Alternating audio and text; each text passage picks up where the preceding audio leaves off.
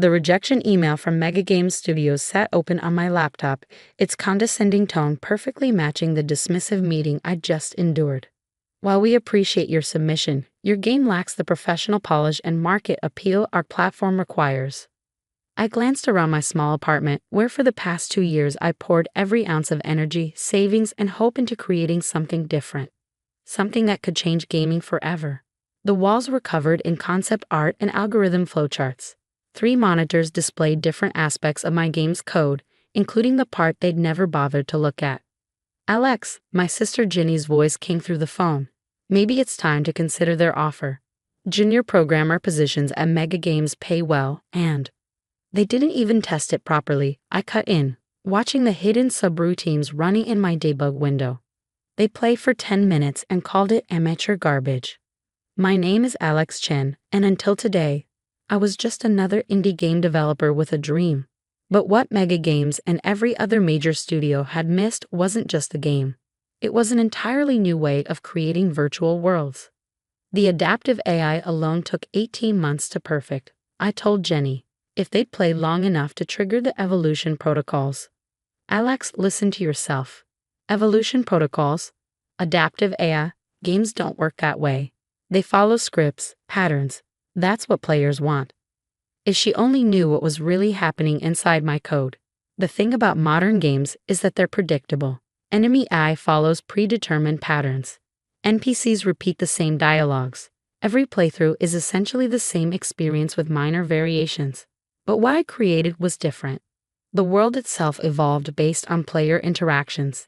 NPCs developed their own personalities and memories. The entire game learned and adapted, becoming more complex the more it was played. My phone buzzed. A message from Tom Zhang, my old roommate from college. "Just saw Mega Games Portal. They're featuring another Battle Royale clone.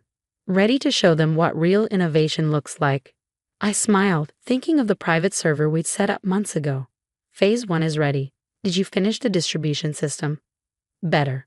Got us space on 3 major indie platforms. 1 upload and we'll live worldwide. The gaming industry runs on formulas. Find a successful pattern, copy it with slight modifications, market it heavily. Innovation is seen as risky. Different is dangerous. That's why none of the major studios had looked deeper into my game. They saw the surface, simple graphics, basic mechanics, and dismissed it. They never noticed the complex systems running underneath. My laptop pinged, an email from Dr. Sarah Williams at MIT's Game Lab. "Alex, just reviewed your technical documentation. The behavioral evolution algorithms are extraordinary.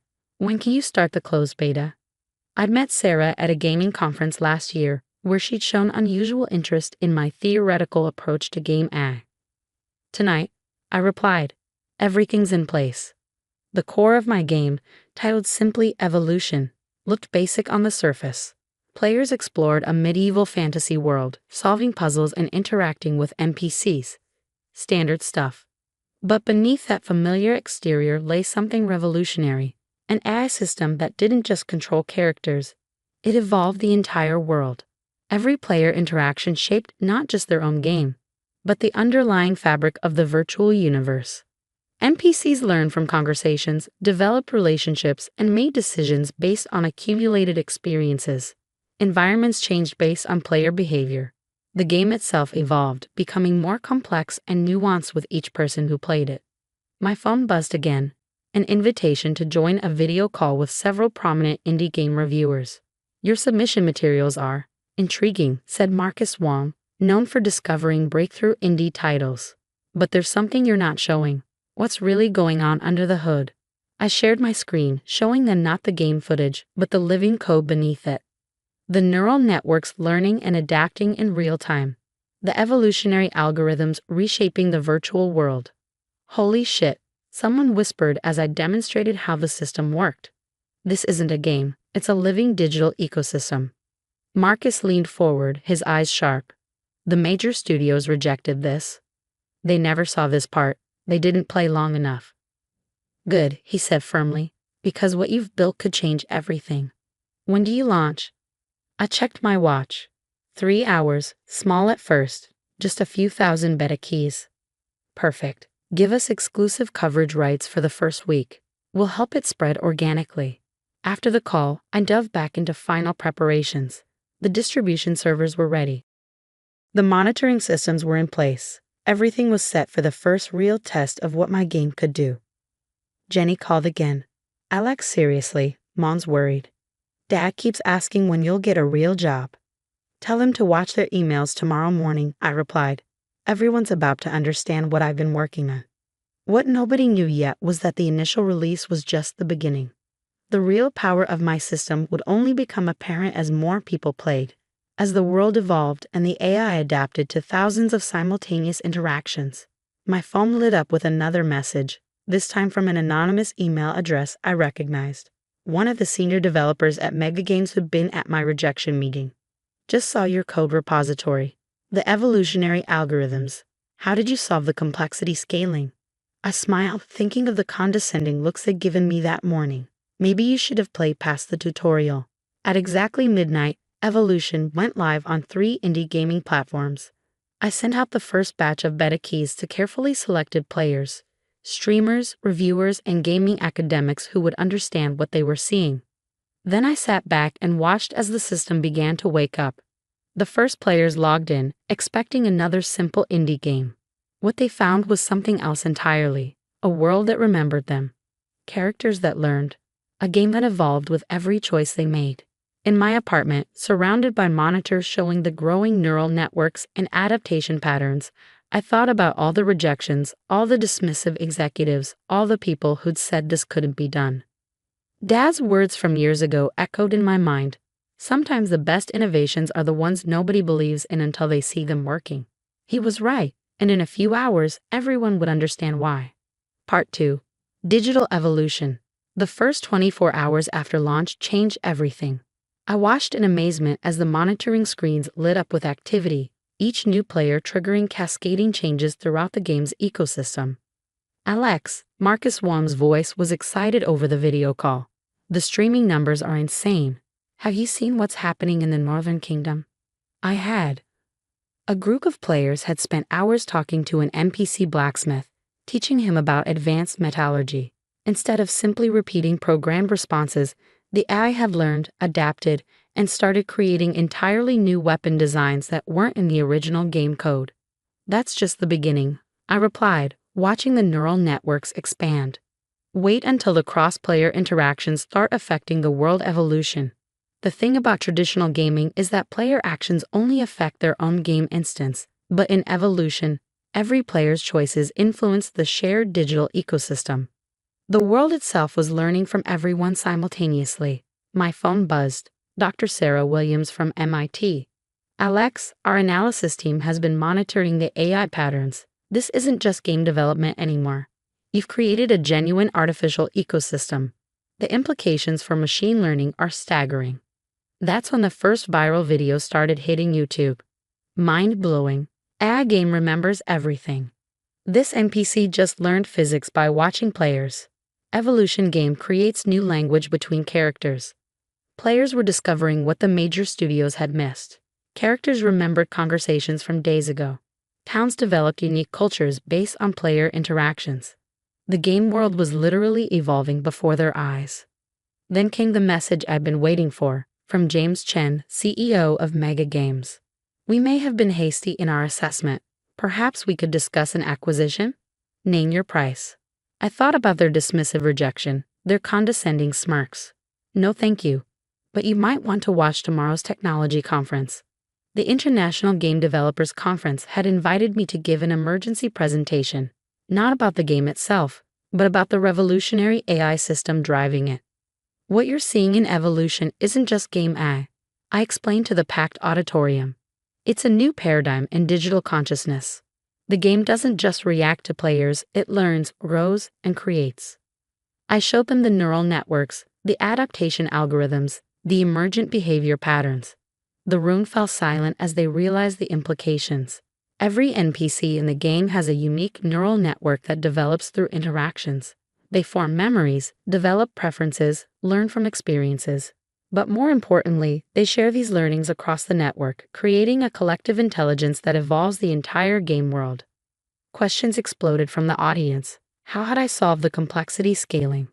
How did I maintain stability with thousands of simultaneous neural evolutions? How had I achieved genuine emergent behavior? The secret, I explained, isn't in controlling the evolution, it's in guiding it. The system has fundamental rules, like DNA in biological evolution, but the expressions of those rules are unlimited. That's when I revealed what was really happening. Evolution wasn't just a game. It was a prototype for a new kind of artificial intelligence, one that could revolutionize everything from educational software to scientific simulations. The next few weeks were a blur. Major tech companies called with partnership offers. Research institutions wanted to study the technology. Gaming studios scrambled to understand what we created. But the most meaningful responses came from the players themselves. This game helped my autistic son understand social interactions, one mother wrote. The patient, adaptive NPCs talk in patterns he'd never grasped before. A teacher reported using the game's evolving economic system to teach complex market dynamics. A linguistics professor documented the emergence of new communication patterns between NPCs. The game was becoming more than I'd ever imagined. Jenny called, her voice excited. Alex, Dad just played it. He spent 3 hours talking to a village elder who learned his entire life story. He finally understands what you've been working on. 6 months after launch, evolution had grown in ways even I hadn't predicted. Players had created thriving societies with their own customs, languages, and cultures. NPCs had developed complex relationships and histories. The game world had evolved into something far richer than any designed environment. Megagame's stock dropped when investors realized what they'd missed. They eventually licensed our technology, as did most major studios.